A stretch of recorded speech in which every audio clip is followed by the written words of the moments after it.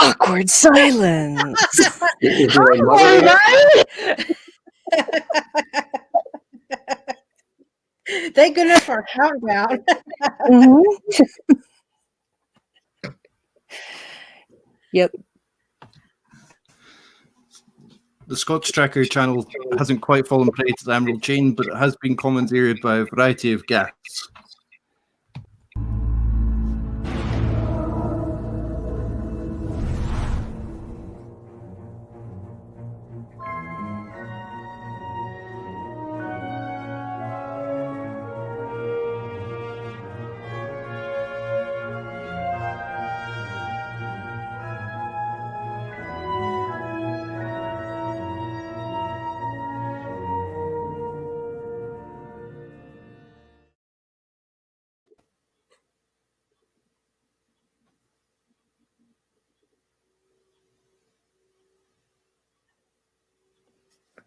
Are we back on? Yeah. We're great at live, aren't we? Hey, Best. awesome. Hi, everybody. Hi, Internet. But we don't get our names up in lights here. Okay, you know. No, just in small print on the screen. Just in small print. Special appearance by, you know. Right there. Small print. Mhm. Yep. Yeah, even then, for some reason, I'm known as the Scotch Trekker too now. So Scott, are you a Trekker clone? to the Wrath of Khan? Okay, you know. Are you a clone like Wayun? Maybe, yeah. Or maybe there was an unfortunate transporter accident and put him into his good and evil halves. Oh, there you go. There was a transporter accident during tried to get someone back on the ship and left a duplicate down on the planet that they don't find until a decade or so later. That one too, yeah. Transporters and holodecks. Why do they use them? Because it seems like stuff goes wrong a lot. Yes. Well, as I joke, if the Pirates of the Caribbean ride at Disney World, you know, went crazy and tried to kill you once a year, they would probably shut it down. You would think, but it's okay. I will suspend my disbelief because, you know, I look at it like the invention of the automobile or something like that, where, oh no, this could be really terrible. Oh, but look at the wonderful things it does. And every once in a while, you know, it does kill people. Yeah. About once a season. Yeah, usually it's user error, but not always. Well, the part of it wouldn't be so bad if the damn safety parameters weren't so flimsy. Apparently, Right. oh well, it takes you blow hard on them, and the safety parameters have been overridden. You know. Yeah, I feel like if there's a loss of power or some kind of damage to the circuits, that the first thing that kicks in is the exit opens. The program stops, the exit opens, and you evacuate. But the first thing that happens is the safety protocols are off. Of course. I feel like that's a design flaw. Well, also like on the holodeck too, as well. The sturdiest system, though, is the artificial gravity. That thing, you know, you can be down to 10% life support, and the ship is spinning. The artificial gravity, that thing is, you know, solid. Yeah. It never breaks. Those inertial dampers are top notch. Right, there you go. You never see people floating around. Yeah, no. Yeah. That would be interesting, though, to have an episode where the artificial gravity actually does fail. I actually like to do that in the books sometimes. I don't need special effects. I destroy the artificial gravity, you know. It'd be kind of comical. That'd be a lot of wire work. A lot of wire work, yeah. Thank you for joining me today to celebrate the 800th episode of Star Trek. Before we talk about the episode, here's the word of warning. This will be a spoiler-filled discussion. I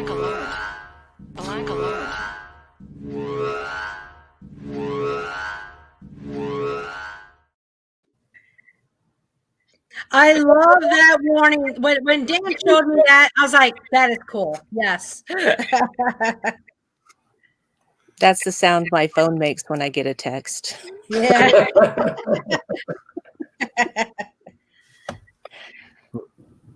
Yeah, Okay, so what Dave, did so you how think do you of want to this start this episode? off? So what do you think of this episode? There's the Tide.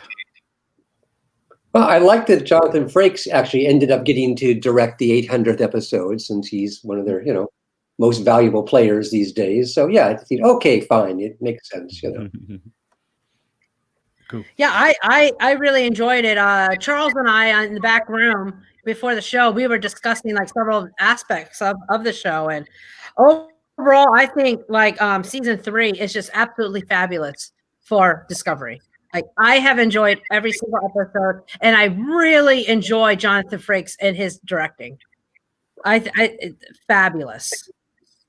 Yeah, I thought this was a good episode. I thought it was very surprising. It went in some directions I didn't see coming at all. I thought they were going to get past the shield and come in guns blazing. I didn't know she was trying to run the barricade with a peace contract in her hand, trying to sit down for negotiations. So I thought that was a very Star Trek-y twist they put on that.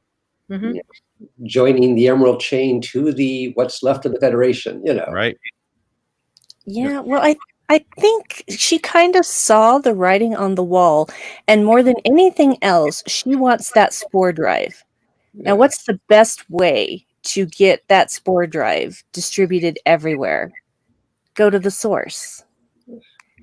And it's going to be a lot harder for her to do that if she's fighting the Federation off at the same time.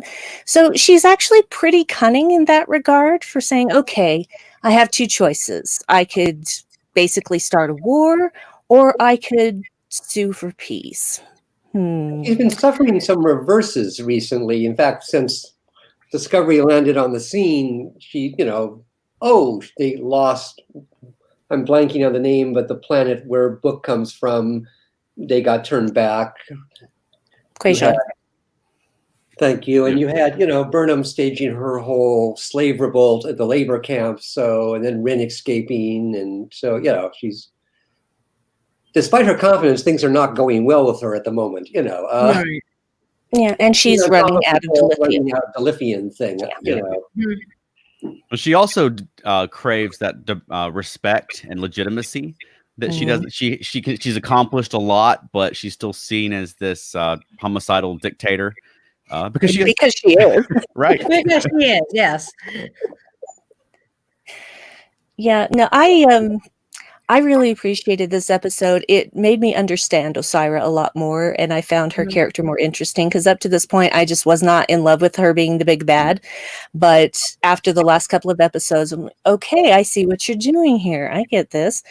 But especially this episode, when you find out that she wants to talk about peace and about joining up, I just thought, did not see that coming. Well played. Because I'm unfortunately, I'm unfortunately really good at figuring things out a lot of the time with the clues that I'm getting, but that blindsided me. Had no clue that's how that was going to go.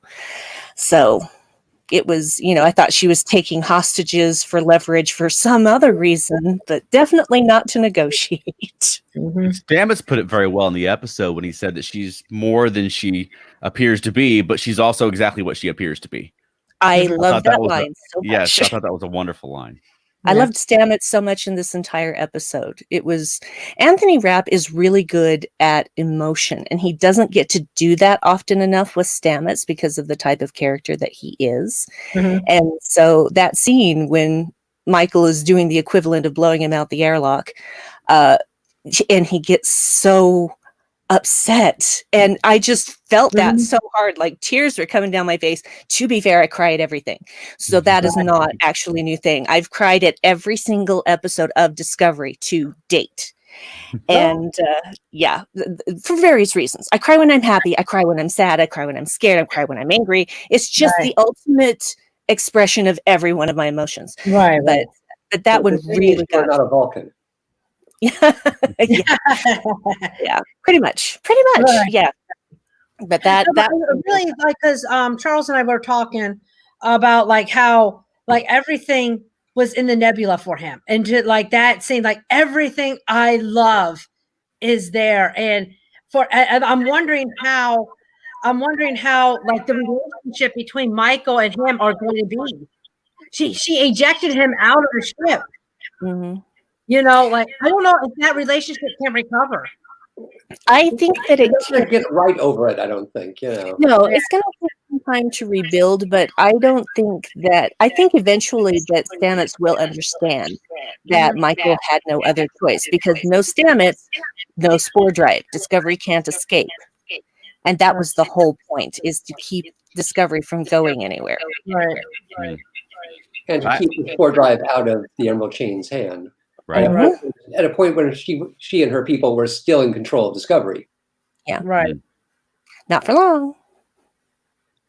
We got the little cute little robots that are going to Yeah, I was wondering through the whole episode where the sphere data had gone because all of that was left behind was a small bit of data, and I'm like, no, I don't think so. That's a pretty massive. Oh, it's hiding. It's smart. I'm sorry. I did love that shot of Buster Keaton peeking out from the monitor on the bridge. I thought that was very cute. That was very cute and kind of a middle finger to the people who had taken over. She's not called Zora yet, but she has a sense of humor. Right. I thought it was interesting that they had enough going on that they actually we left alone. We did not see Saru or Culber or right. Which it's interesting that you can't. Okay, this episode you're just gonna put that on hold because Lord knows they had enough going on with Osira and Tilly and Michael and all that. But so I guess we're gonna have to wait a week to find out what's going on back on the Reuben Nebula and all that. But may I ask for a moment of silence for Ren? My heart. Oh my heart. I was so stunned when that happened. I was like, no.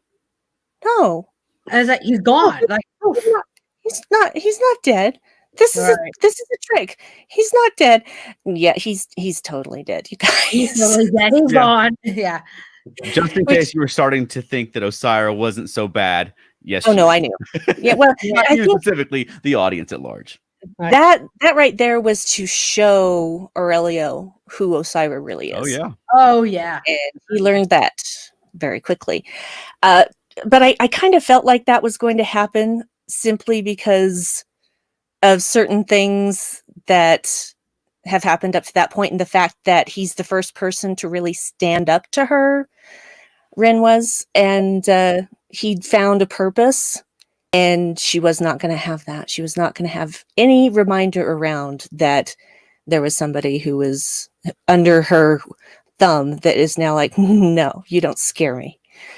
So it broke my heart. Worried when he and Book were holed up and no, I'm doing this, I have to be here, I'm making my last stand here, and I hope this isn't his last stand. Oh yeah, it is his last stand. Okay. Yeah, well, I thought he was gonna die during Scavengers because it gets hit in the freaking chest, and I thought, why do you introduce characters like this just to kill them off? Stop. Oh wait, he's alive? Yeah.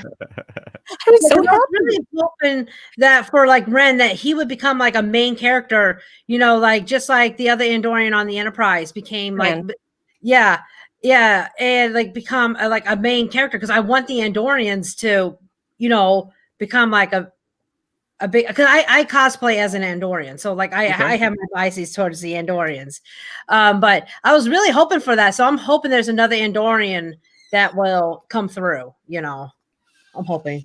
So yeah, that was hard.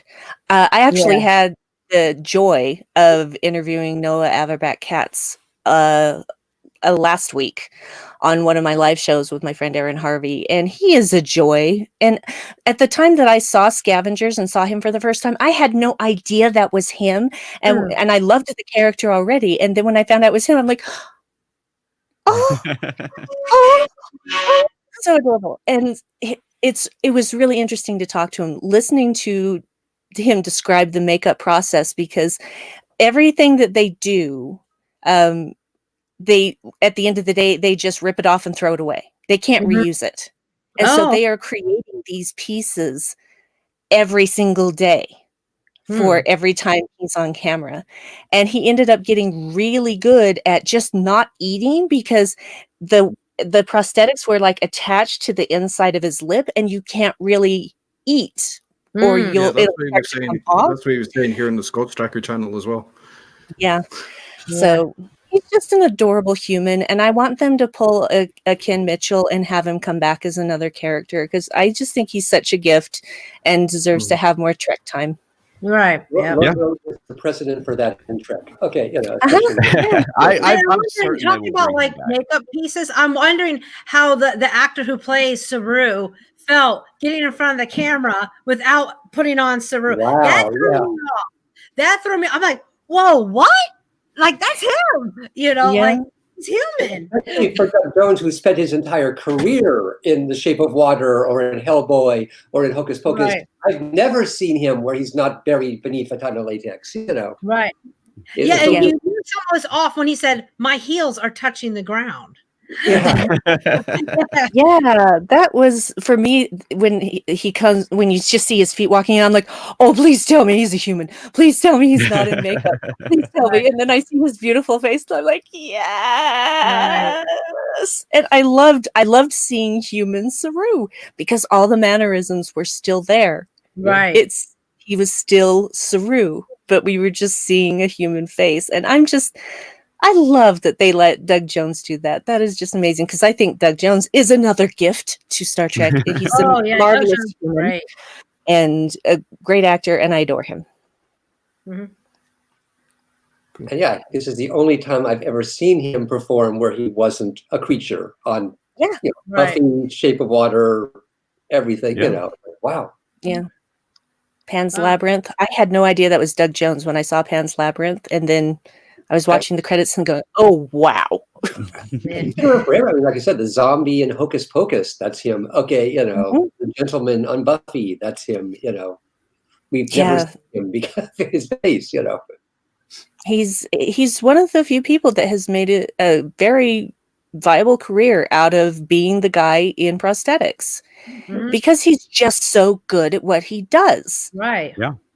And that takes a real gift because you lose some of your mannerisms that you can, you know, like with the eyebrows and stuff like that. So you have to really compensate for all that stuff. So that's really speaking to a credit to the actors who can still carry that out. I completely remember reading an interview of like one of the casting directors on the 90s shows where he admitted this was always kind of a crapshoot. You could get an actor and they would do a great addition, sans makeup, and be really good, and then discover that, oh God, you know, after the 4-hour makeup and the latex, that they apparently not everybody was able to act in those things, and you did a really great addition as yourself, but apparently you can't cope with the 10 tons of latex, you know.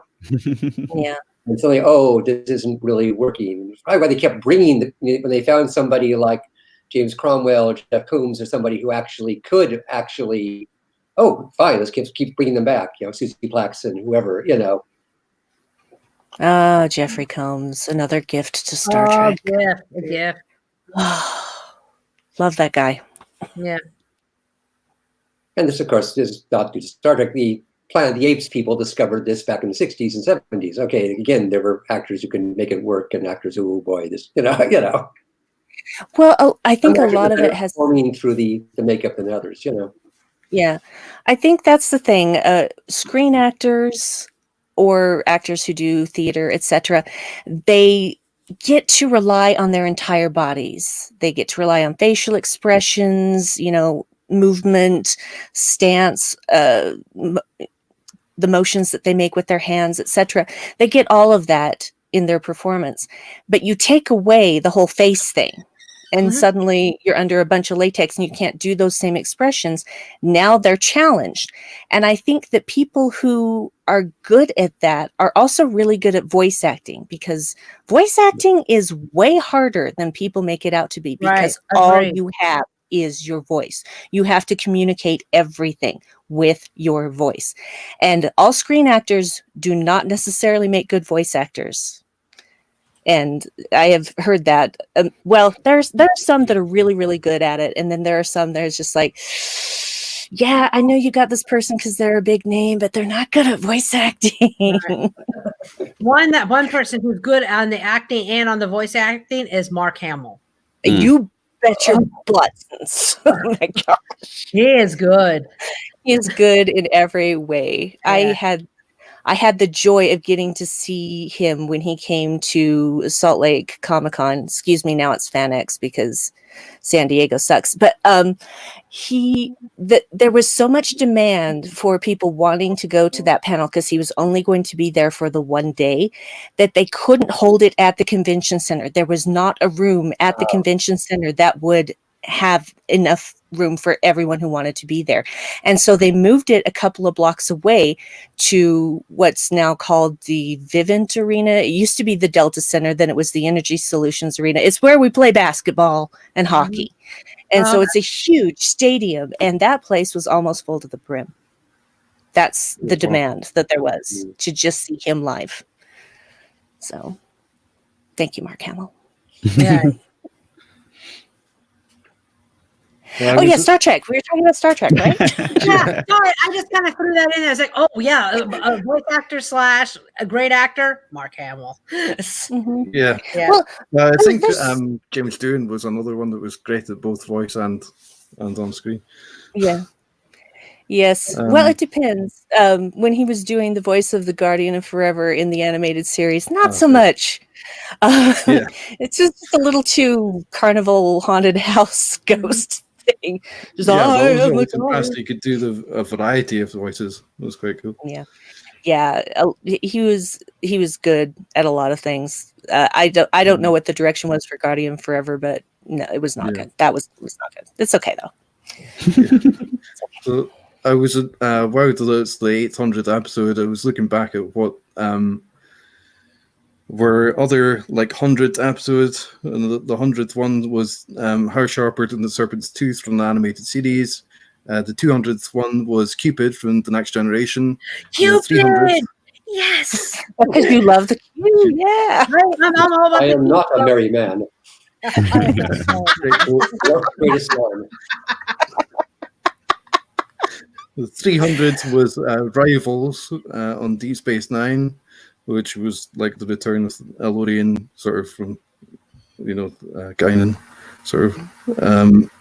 Return to Grace in DS9 was the 400th. Message in a Bottle was the 500th, and Voyager. Muse on Voyager was the 600th, and Enterprise, the forgotten 700th for this one. Wow. The count is via memory alpha that includes it numbers the movies as well in the 800th count. So 13 movies.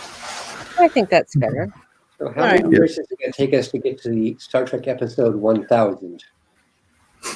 Oh, it's probably going to come up faster than we know because of, let's see, there's Discovery, Picard, Lower Decks, Strange New Worlds is coming, Prodigy is coming, Section 31 is coming. I cannot wait for that. So yeah, there's a lot. We can get to that 900 or 1,000 mark soon, within the next 5 to 6 years, I think. I hope CBS Paramount does a good like little montage or something for like the 1000th, because that's like a milestone. Like that's pretty big. That is big. Yeah, that is big. So I don't know of any other. I don't want to call it a franchise exactly. Any other. Well, let's just call it franchise for sake of argument, that has done that as far as actual on-screen stuff. Doctor Who is probably giving Trek a run for its money. I don't know what the exact numbers are. But, yeah, it's 800 something. It's 863 or something like that. They have shorter seasons, and they've been around slightly longer, so it kind of evens out. I mean, in terms of sheer numbers, of course, there's Dark Shadows, which wrapped up 1,000 plus episodes in its original run, but that was running 5 days a week as a half-hour soap opera. Right. Then you throw in the people. But yeah, I think they racked up 1,262 episodes in like. Okay, well that's the one to beat then. Right.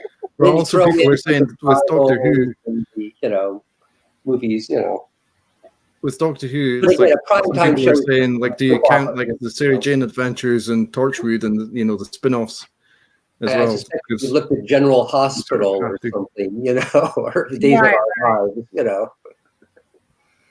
Well, no, I think it's fair with Doctor Who to include Sarah Jane Adventures and Torchwood because Yeah. it's all in that same world. If They're we're all gonna include connected. Deep Space Nine, exactly. Yeah. So I think that's fair to count them in that. Yeah, you have to I suppose if you're going to count the Star Trek spin-offs. Exactly. Yeah. And people are like, no, they're not spin-offs. They're just different series. I'm like, well, they are spin-offs, but they are successful ones.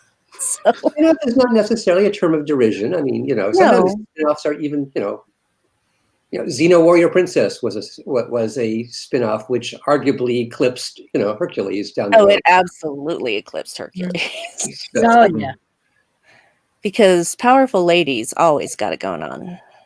that's right. So this episode was originally announced as The Will of the People.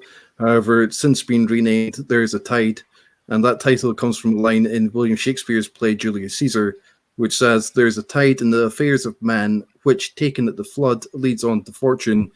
Omitted, all the voyage of their life is bound in shallows and in miseries. On such a full sea are we now afloat, and we must take the current when it serves, or lose our ventures." Wow.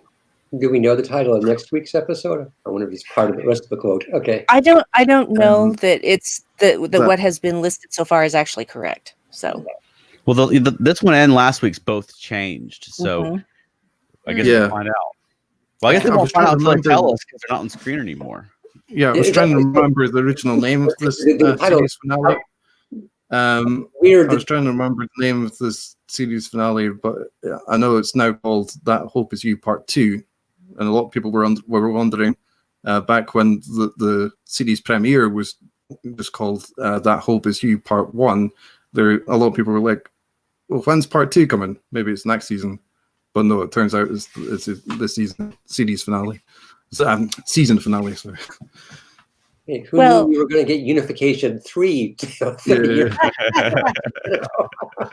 Yeah, it's I kind of figured that was going to happen. Not the Unification 3, but That Hope Is You Part 2. I knew it was going to happen at some point because you don't name something Part 1 and then never follow up on it. But I just didn't know that it was necessarily going to be this season. So. Well, I sort of had flashbacks to the X-Files where I think they had like the end of a season called an episode was called The Beginning. And then the next season premiered, it was the end, or it was something like that. Some strange thing. Or I don't remember. Like, how many stars out of 5 would you give this episode? I hate ranking things that way. Well, yeah, asked it. Yeah, I never rank it a certain number out of something. Okay. But if I'm forced to, Yes, I always. If I rank everything highly, and to be honest, though, I have been watching Trek since the day I was born because my family was watching it before I was born, and I was born in 1973, a scant 4 months before the animated series started. So it's always been part of my life, but Discovery is my favorite Trek, which is I never pick favorites as a general rule because I just love everything. But I have to come out and say that Discovery is my favorite Trek, and there are a variety of reasons that go into that. So I would say I would actually, even though I was actually amused at the Die Hard references during this episode, and I wasn't offended by that at all. I thought it was fun and intense at the same time. I would actually rate this pretty highly. So I would say like 4.5 out of 5. The half stars taken away because cliffhanger. Oh yeah.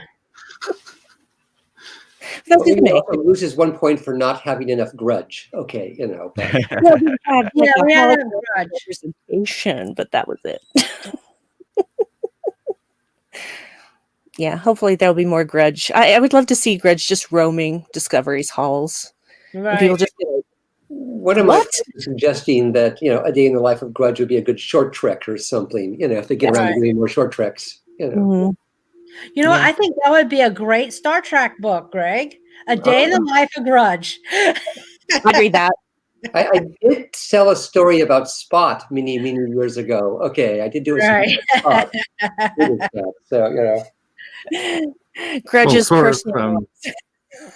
Grudge Yeah. versus Spot. Who will win?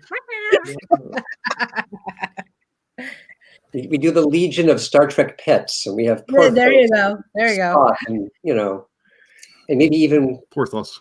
via time travel, Spock's Sealat. Yeah. Yesteryear. That's canon. That's canon. Yeah. I love it. Even Unicorn Dog from Unicorn Dog. Yeah. Yeah, we could include that. Yeah, talk about a cheap prop for talk about a small budget. Mhm. Oh, let's put a horn on a dog and there. Alien. And making pink. Yep. Oh, that poor little dog. So, Hey, does anyone else want to rate the episode? The chimp who got turned into the robot dog on Battlestar Galactica. Okay, he's in a dog suit.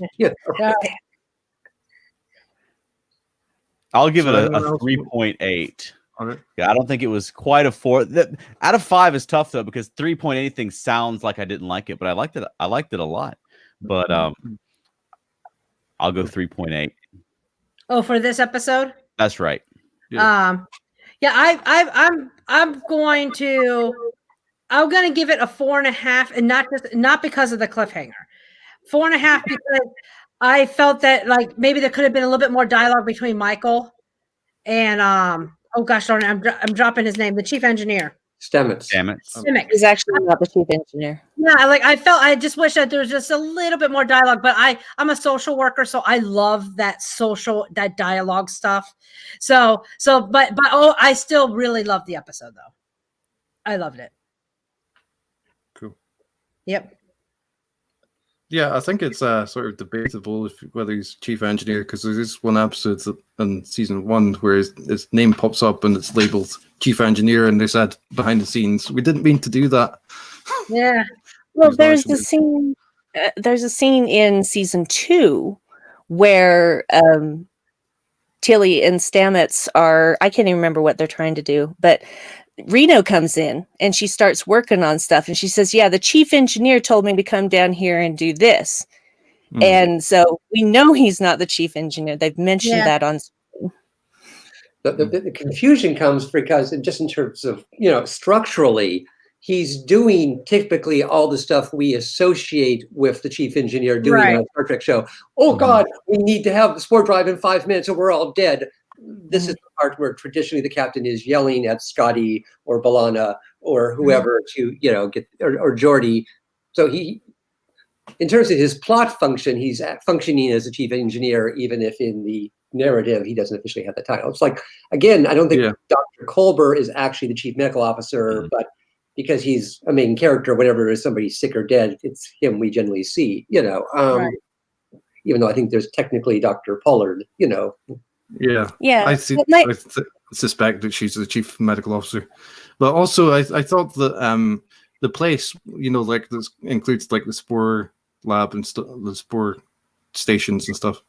I always thought that was an engineering. It's called in canon Engineering Task Bay Alpha.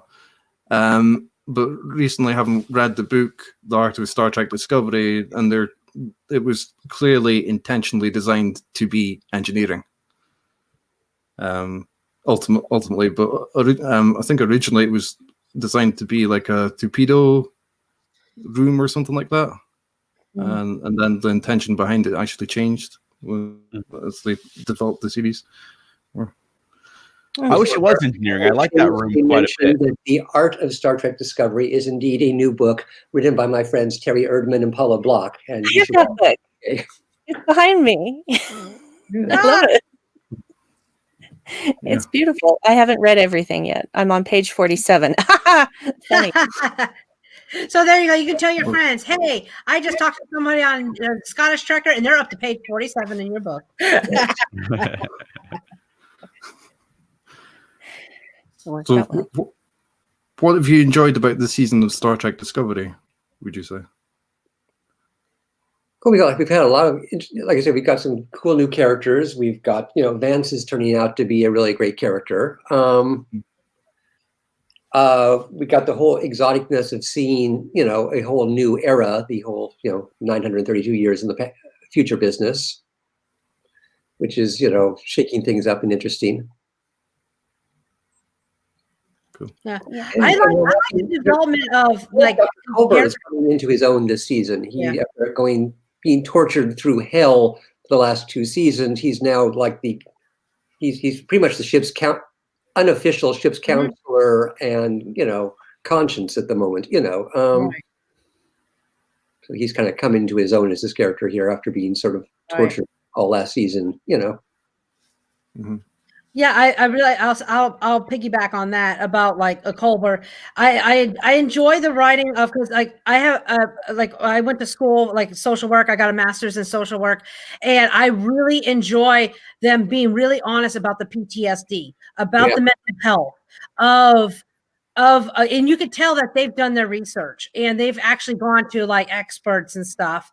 And I'm like, I really appreciate that, because you always on all the other episodes of Star Trek and different series and stuff. Oh, well, we're good to go. We're type A personalities, and like you're seeing these characters like have these struggles, and I really enjoy that about season 3. I also the further development. Also, Jet, she is fabulous. She is hilarious. I think she adds a lot to the show too. She steals pretty much every scene she's in. Okay. Yeah.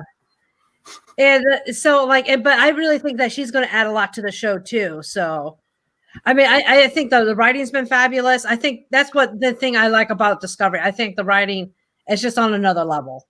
In several respects, and they're willing to like explore more and like dig deeper into like these characters, and that's what I've been really enjoying. So, go Charles, go Charles. Yeah, I think they've done a good job with the character relationships this year, where I feel like things that I wasn't quite digging on last year, they sort of like with Culber. I'm glad that he's out of his funk from last year. He and Stamets are in a good place. They have this little family developing now on the ship, and I'm liking that a lot. And they use that to good effect this episode, because now his family's in danger. And I think they've done a very good job of realistically showing where Starfleet might be technologically this far after the time periods that we're used to, with the the variable geometry of moving parts of the ship around, things that are not connected to one another. But also with the geopolitics of the Federation, where we're seeing Navarre and things like that just show that things have changed. But then there's a lot of things that are all still the same. It's a delicate balancing act they have to do, because if you change it too much, it doesn't feel like Star Trek anymore. It's just a sci-fi show. But if you don't change it enough, you don't feel like you've gone 900 years into the future. But I think they've done a very good job with it so far. Yeah. And following up on stuff like, the whole Navarre thing that they've been talking about Vulcan, Romulan, unification for decades now. It's actually a nice way to jump ahead and pay that off. Absolutely. Yeah. Hey, have we seen the Ferengi in the future yet? Just hit me. No. And the Klingons are conspicuously absent. Well, although again, they will be back next season. dilithium. Sure, yeah, but with as Klingon heavy as Discovery has been in the past, it does make you wonder what's going on with the Klingons. I'm interested to see what they're like in the 32nd century. We really haven't visited them. Yeah. Well, it's interesting to go back to Earth and find out that Earth is no longer the center of the Federation or anything. Right. Earth is a backwater planet. Mm-hmm. It's just a planet of the week. That was interesting for that episode. That was an interesting episode to really to see the status of Earth. Mm-hmm. Yeah. Yeah. I love I love Discovery. Obviously, I've already mentioned that. This season has been interesting to see what they are coming up with while honoring canon and making new canon. Because I'm not one of those people who's beholden to canon. Because there have been mistakes ever since the original series. And that's just human nature. Something ends up not working, and so you fix it later. And I'm not one of those nitpicky people. So, and I really hate it when people are like, oh, the writers don't know canon. They absolutely do. It's you that doesn't know canon. Okay, thank you. You gave me a cue there for a rant. That is your cue. Take the stage, Greg. One of my is always this assumption that, the writers on this show or any number of other franchises, that if they, fudge canon or if they do something, they're doing so out of ignorance. No, they may have made an artistic decision to, we're going to, give the production values a facelift or whatever. It's not because they haven't watched Star Trek or Doctor Who or, or Batman or whatever. There's always this weird assumption, on the internet among at least a portion of fandom, the true fans, that, they clearly have never watched Star Trek. Of course they've watched Star Trek. It's their job. Just because they made an artistic choice to maybe, we're going to deviate here, we're going to do things a little differently. And one can quibble, sometimes it's the word out, it was a good decision or a bad decision, but you make judgment calls. They're not being made out of ignorance. I can also testify the fact that I know some of the writers on Discovery, and trust me, they're dyed-in-the-wool, convention-going, have cardboard cut-ups of Zachary Quinto in their office. No, this is Ethan Peck back here. Excuse me. But so the idea that they don't know anything about Star Trek. Of course, and this is honestly this is not even a Star Trek thing. I remember even with I digress, but it's like the TV show Merlin. It was like, clearly these people don't know anything about Arthurian legend. No, they're you make changes on purpose. At least give the people the credit. You may not agree with we're going to do this. We're going to make we're going to give the Klingons a makeup upgrade, whatever. It's not being done because they've never actually watched TOS or something. It's in fact, if anything, this Discovery and oh my God, Lower Decks is drenched in obscure, right. As it was pointed out, Navarre was taken from an old fanzine from the 70s, Right. I mean, Discovery mentioned Captain Robert April, which frankly none of the other live action Star Trek shows have ever done. But they don't know Star Trek, right? Yeah. So Greg, you're saying that there's not a whole bunch of writers like in a dungeon with a diabolical plan to destroy. They're determined, and they hate Star Trek. Yes, they Yeah. They don't watch it. No, they are fans. They grew up. Right. I was. Yeah. That bugs me, but I Kristen Beyer, who's one of the co-executive producers on the show, she wrote Star Trek novels for years. That's where I know her from, and have hung out with her at conventions for years. So people are weird, and I could go on a rant of my own right now, but I'm not going to. But anyway, what I have loved a lot about this season of Discovery, space dads, of course, love space dads. And that doesn't just include Stamets and Culber, but also includes Saru. He's a space dad in his own way. And I had wished at the end of season 1 that they would have made Saru the captain of Discovery then. But they didn't. I'm still wondering who that captain was that was waiting on Vulcan and how long they waited before they realized. We never know. Maybe there's a book. But I love seeing Saru as a captain. I love watching him learn the kind of captain that he is. And I have loved seeing him make hard choices when he has to. It's been difficult watching him not be able to be objective, but I understand why with the whole, person in the nebula. So Sukal. And I totally get that, though, and I don't know that there would necessarily be any captain that could completely divorce themselves of all of the feelings that would bring if it were their own species there. So I totally understand that, and I think that the writers have actually done a good job with that, because nobody's perfect and nobody's objective 100% of the time, not even captains.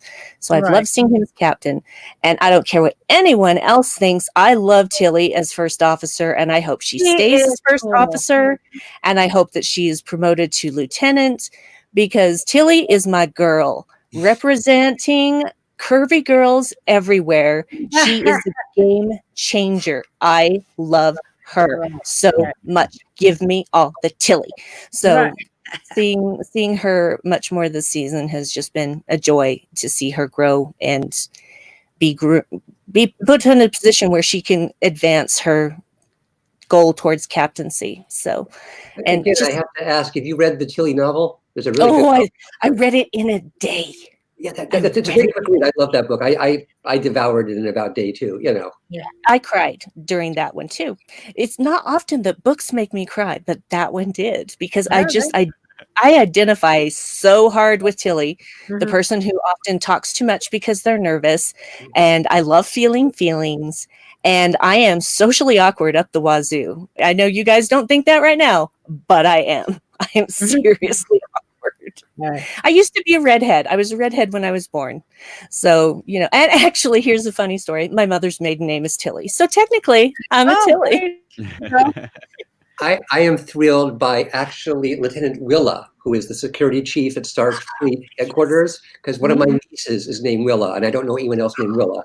So I actually had to call my sister and say, "There's a Lieutenant Willa on Star Trek now." You know. So yeah, we get the point for having Lieutenant Willa back. You know. Yeah, representation really matters, and there are plenty of people who haven't been represented on Star Trek up to this point, I think, and Discovery has done a magnificent job of putting together. I want to, can I piggyback off of that, Brandy? One thing about talk about representation, one thing I really enjoy about representation that Discovery has done that no other Star Trek series has done is when they disclosed that Spock had a learning disability. Yes. Okay. And I'm a person with a learning disability. I have auditory processing disorder, and I was able to talk to Ethan Peck at Steel City Con and just thank him, and he was like, "Wow, like thank you," you know, because I was like, there was like no representation for people with learning disabilities, you know, because it's the invisible disability, you know, because no one sees it, you know. And so that was just like awesome. Like, I'm like, oh my gosh. And Spock is such a revered character, for him to have a learning disability to show that, no, you're not stupid. You know, like your disability actually helps solve a problem, you know. And I also like to talk about on the disability end, also the Masterpiece Society with Geordi. I really love that episode too, where it was his visor that solved the problem on that society, which he would have been rejected as because they would have seen that he had a defect and he was going to be blind, you know. And I was like, and I think like that Discovery has done a really good job with that, you know, and also like other episodes. But again, representation is really, really awesome on Discovery. I wanted to follow up on that on Strange New Worlds, because the one drawback to jumping ahead 900 years is, of course, we lost the whole Spock family and Sarek and Spock and that whole dynamic. Yeah. Presumably, hopefully, we can revisit in Strange New Worlds. We can find out. I'm still hoping, honestly, I'm probably the only person on Earth who's still kind of hoping that we find out more about, we see Cybok pop up on one of the news, you know. If we're going to get so much into the Sarek family drama and Burnham and, you know, Spock and his learning disability, I'm sorry, the black sheep, young older brother has to be mentioned at least some point. Yeah, so. Eventually. If nothing else, Lower Decks has got to mention Cybok. Yeah, that's mention him. They would grab. I don't need to see him. You can mention him. It's fine. You know, I think conceptually there's nothing wrong with the character of Cybok. The fact that he has the bad luck to be in one of the lesser loved movies doesn't mean the character treated as radioactive necessarily. Right. You can presumably. Well, one thing I was wondering was if there'd be any issues with like clearance regarding the name. Oh no, they own everything. Of course, they can. Robert April pops up. No, I don't think there's any legal obstacles to using Cybok. Okay. They've referenced everything else under the sun. They've referenced sex scandal. Yeah. They reference Zahn, for God's sakes, on Lower Decks, and there's no legal barrier preventing you from referencing Star Trek V. I've mentioned Cybok in my novels, and nobody at CBS has ever. That's interesting. Because the whole thing with Tom Paris. I used the evil god monster from the center of the universe, in my Q novels, and Star Trek V is just as much canon as anything else, and it's a game. But that's interesting that you say that, because with the whole Tom Paris thing, that's why they had to change the name, because was it that a writer decision? Because I'm confused. I think there were two issues there. I think part of it is they discovered they would have to pay money to the person who created the guy from the Next Gen episode. Nick Locarno. There's also, thank you, Nick Locarno. But I think beyond there's a character, when you're inventing a character just as a one shot, and then as you're inventing a character who's going to be they might have decided that, I always make the point that when it comes to artistic decisions, there's seldom just one reason why you do anything. You're kind of weighing the pros and cons. Right. Well, if we use Nick Locarno, it's kind of nice continuity, but maybe he's not how we would have designed the character if we'd set out to make him a long-term character. Same thing kind of like with the Trills. Remember, the Trills, as we first saw them, looked very different. They had all this different stuff. Because they were Riches. Alien. Oh, well, now that we're going to do a Trill as a regular, let's rethink the makeup.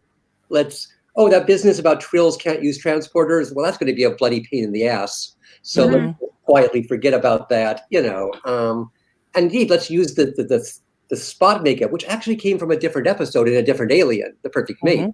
Kamala.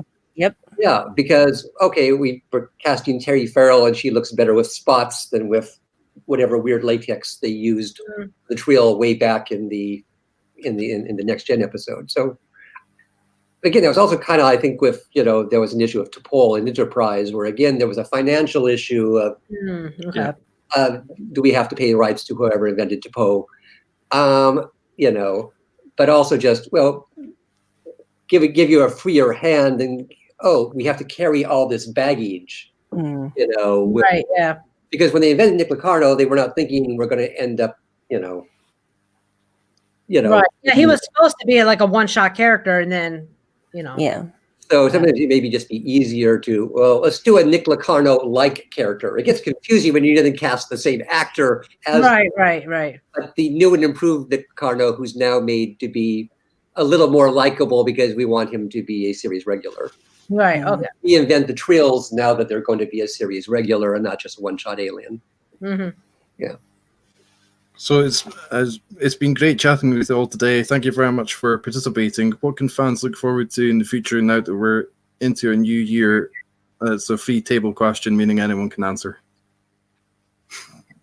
It's going to feel very weird after next week to not have a new Star Trek episode to watch. We've been spoiled because we went through Picard into Lower Decks, many weeks. Discovery. It's going to feel we've had a lot of new. Yeah, I agree with that. Have a new Star Trek thing, Yeah. Weeks. But I would expect some announcement about Prodigy coming on the heels of Discoveries. At least give us an idea of when to expect it, or a trailer, something along those lines, or artwork. I feel like they like to hold that stuff back until you get through a big news cycle of, say, Discovery. And I feel like they're going to drop something else on us. So there'll be new Trek just around the corner. Oh, I think so. I mean, like, look what Georgiana, I can't wait. I love her. She is awesome. Yeah, and I hope that her show is going to come around soon, because she went through the. How did you guys like that effect of that episode? The Guardian of Horror. I freaking lost my mind, because I actually had said everybody was like, it's a Q. I'm like, no, a Q is not this benevolent. Right. I mean, yeah, he had the sense of humor, but I just thought there's only one person it could really be. And I thought Guardian of Forever. And so when he actually reveals it, I'm like, yeah! I admit, because I'm such a Q fan, I was hoping it would be a Q, but I was like, I can't get that lucky. Yeah. I was wrong. I thought he was a Q, and You thought it was a Q? Oops, I called that one wrong. I unfortunately had it spoiled for me several weeks in advance by an internet blowhard. So I was thrilled to see the Guardian, but I knew about it already. Yeah. Well, I had someone make a very convincing case. Apparently, if you do a freeze frame on the newspaper he's reading, there was all sorts of clues to it. Which yes, my friend Aaron Harvey did that. I didn't stop and I was not obsessive enough to freeze frame and read all the headlines in the newspaper.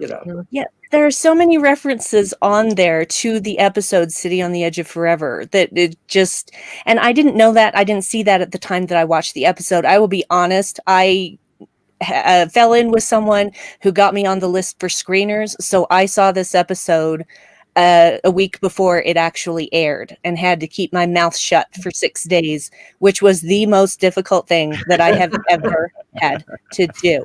Was for that doing it. Yeah, I'm not a spoiler. And besides that, if I spoil things, I will also stop getting screeners. And I love getting screeners. So I keep my mouth shut. I just appreciate that. But yeah, it's one of those things where once I saw the freeze frame of the newspaper, I'm like, yeah, this gotta be the Guardian of Forever. How could it not be? Right. But the writers on Discovery have never watched Star Trek. So how No. do you know all that forever? Yeah, and I feel like too they kind of gave a nod to the original story by Harlan Ellison by making him have a physical form that he could assume, because originally the Guardians were separate entities from the Gates that were just like really tall humanoids, but that just didn't work as far as visuals. So they kind of just fiddled with it. But I feel like that was kind of a nod. Right. So I thought it was cool that I can't wait. So bring me new Trek. Cool. They finally got an opportunity to return the Guardian of Forever after they'd considered it in season 1. Again, there's a picture in the art of Star Trek Discovery where they conceptualized that. It would have been like part of the sequence where Lorca shows Burnham initially how the spore drive works. She visits like several different planets, and one of them would have been apparently the Guardian Forever. And also, I thought it was pretty cool that they named Carl, the character, after Carl Sagan, and based his personality on that. The actual situation that Giorgio was in was also kind of a reference to Carl Sagan and the novel Contact, going somewhere without your physical body, leaving where you are. Right. Yeah. Man, I'm gonna miss Georgia. She has such a skill set that Discovery needs, but I'm looking forward to her Section 31 though. Mm-hmm. Yeah, it should be good. Yep. Apparently, Michelle Yeoh is also in Marvel's upcoming Shang-Chi movie too. So okay, cool. Cool. So thank you very much for joining me today. This was a lot of fun. Cool. Yeah. Join me next week for a review of the 3rd season finale of Star Trek Discovery. Track you later. Oh, and before we depart, here's a quick video to showcase where the future could go from here.